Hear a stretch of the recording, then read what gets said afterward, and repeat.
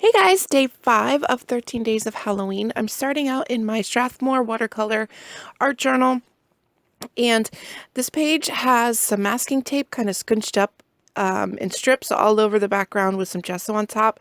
It was supposed to be a summer page that I never finished, so I'm going to repurpose it.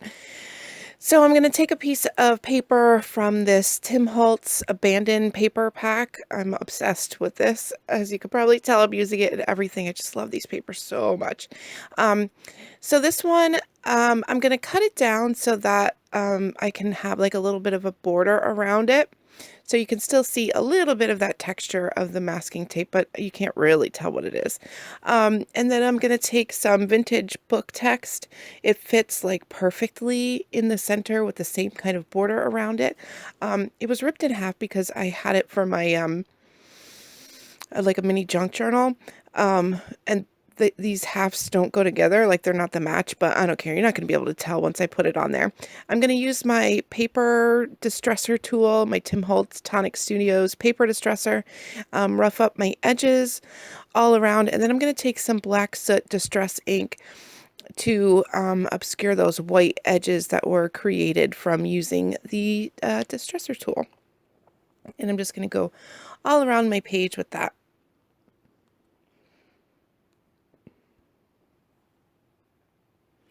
And then I'm going to apply my paper with a tape runner, and also I'm going to add some glossy accents, just because I feel like it would help hold it better. I wasn't sure what kind of like media I was going to add, so if it was too much water, I don't feel like the ATG would have held it as well as the glossy accents would, but I didn't want to use glossy accents all over it because I feel like that's a waste of the glossy accents. So I'm going to apply my pages here, and you can see where I put them together in the middle. They look, I mean, they're from the same book. It's just not the same page. So it looks like it goes together just fine. I'm also going to apply a little bit of, I'm also going to scunch up my edges a little bit.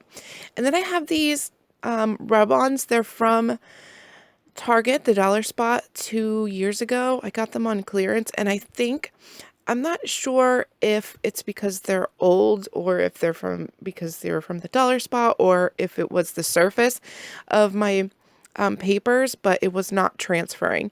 So I thought maybe if I went over my page with a layer of clear gesso, that would help. And it did help a little bit, but not really. Like, I had a really tough time.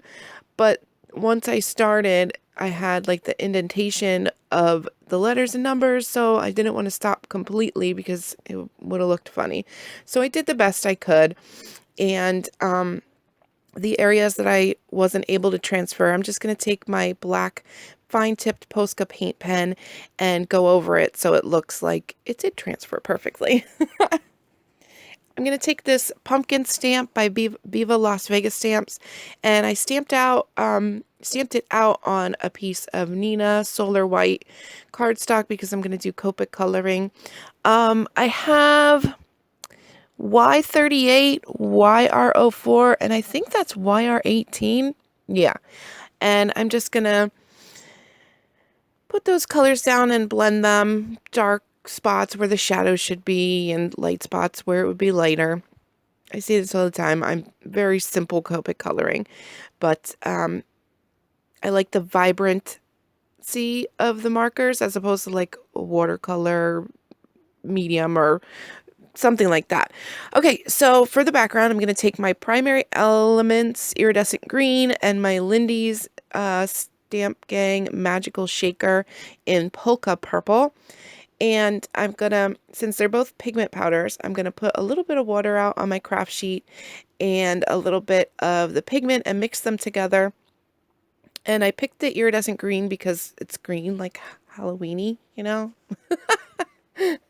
Halloweeny is such a funny word.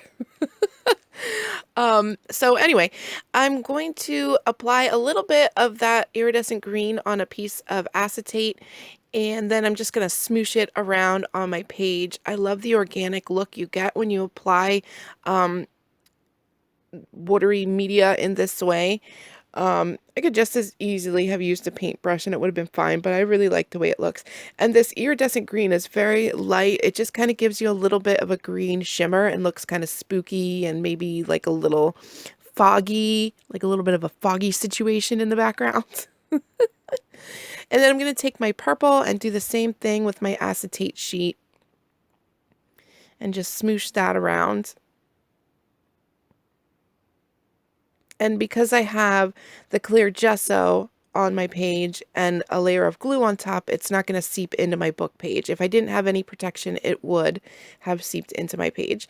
So the black background paper has like a little bit of a kind of like lightning crackle look. So I have this crackle stamp by Finnabair that I'm going to kind of mirror that.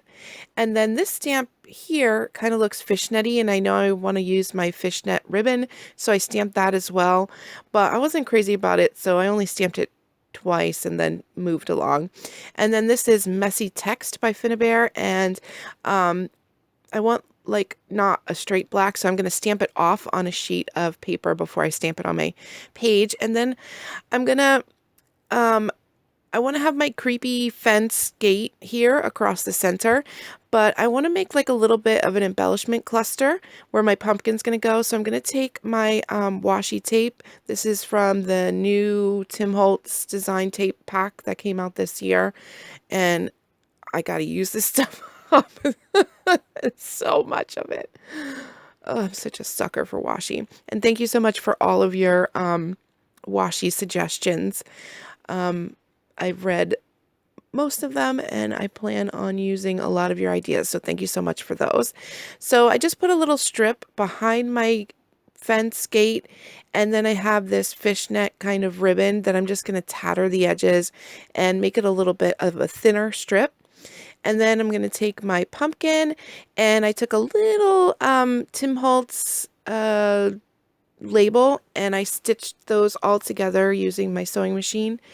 And then I'm going to cut this piece of washi in half, or a little bigger than half, so just so it's a little smaller, and apply that on top of my gate, because the washi that I applied underneath was getting really lost by the gate on top of it.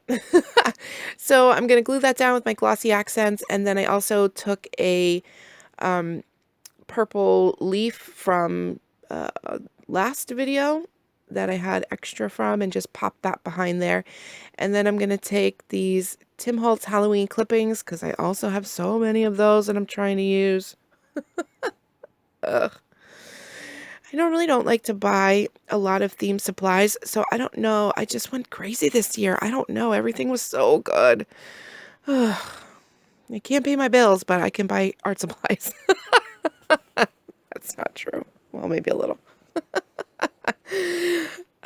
Anyway, so I went around my clippings with Stabilo Marxol, and then blended that out with some water to kind of make it look fadey. And then I took a little cat there from the Tim Holtz ephemera pack, and I popped him on top of the fence. I just felt like it needed a little something up there.